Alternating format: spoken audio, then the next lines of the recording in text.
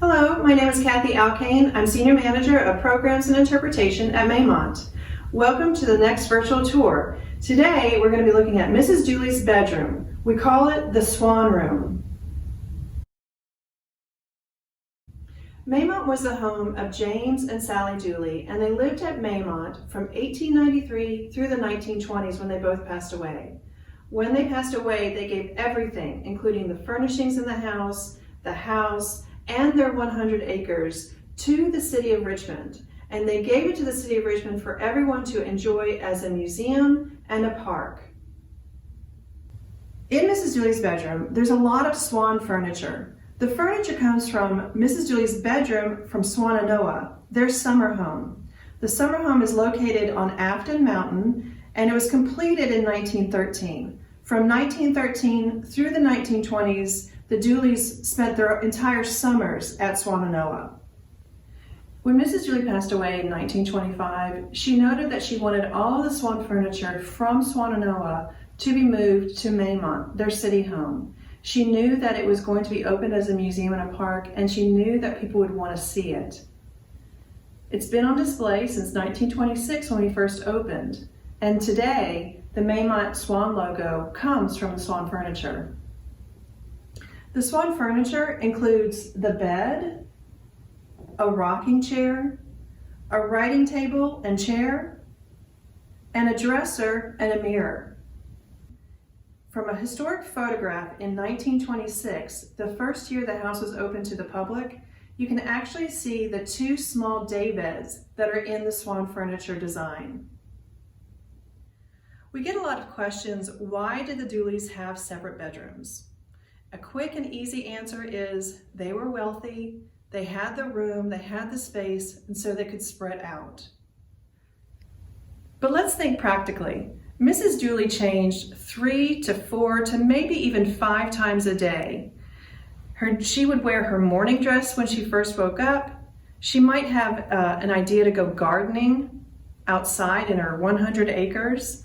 She might have a tea in the afternoon to attend. And then she would have a formal dinner in the evening. And each of those gowns for that particular occasion required a very different form of dress. And Mrs. Dooley's dresses, like all of the ladies of her social standing, their dresses were not made for them to put on and off by themselves. They needed assistance. Mrs. Dooley had a lady's maid, Georgia Anderson. Mrs. Anderson would help Mrs. Dooley dress in all of her outfits. As Mrs. Dooley's lady's maid, Mrs. Anderson would bring all of the clothes Mrs. Dooley would require for the day. She would bring them down from the 3rd floor where they were stored, and she would keep them here in the wardrobe. In the wardrobe, she could hang the clothes on the hooks as Mrs. Dooley needed it throughout the day. So thinking of privacy and politeness, imagine if Mr. Dooley and Mrs. Dooley shared the same bedroom space. Mrs. Dooley needs Georgia Anderson, her lady's maid, to help her get dressed and undressed. Mr. Dooley needs Justin Sims, his valet, to help him get dressed and undressed. And that's a lot of people in the space. So for politeness and social norms, privacy was probably playing a big part of why the Dooleys and other people of this social status are having separate bedrooms. When Mrs. Dooley passed away in 1925, Georgia Anderson actually was employed by Maymont as a hostess. So she was giving tours of Maymont Mansion when it first opened to the public in 1926. An interesting piece in the Swan Room is this table and chair set. It was made by Tiffany and Company. Charles Louis Tiffany started the company in New York City around 1837. His son, you may have heard of, Louis Comfort Tiffany, was the well-known glass artist.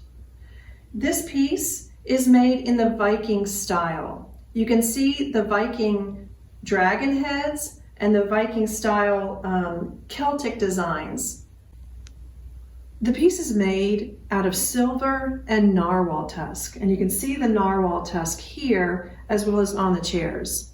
Narwhal are Arctic whales, and the males grow one tusk out of the left side. They are a protected animal, fortunately now. On the dressing table, you can see a perfume bottle and a brush. There's a ring on top of the table, and that actually is a handle to lift up a compartment.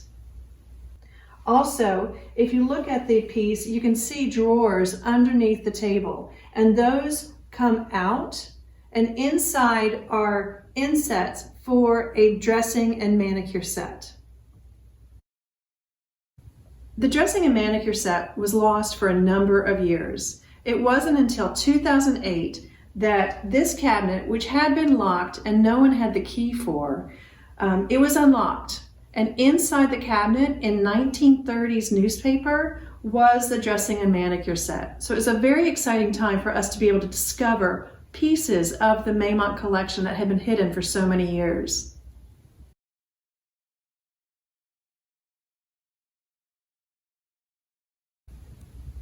Thank you for watching this virtual tour of the Swan Room. Stay tuned for more tours coming soon.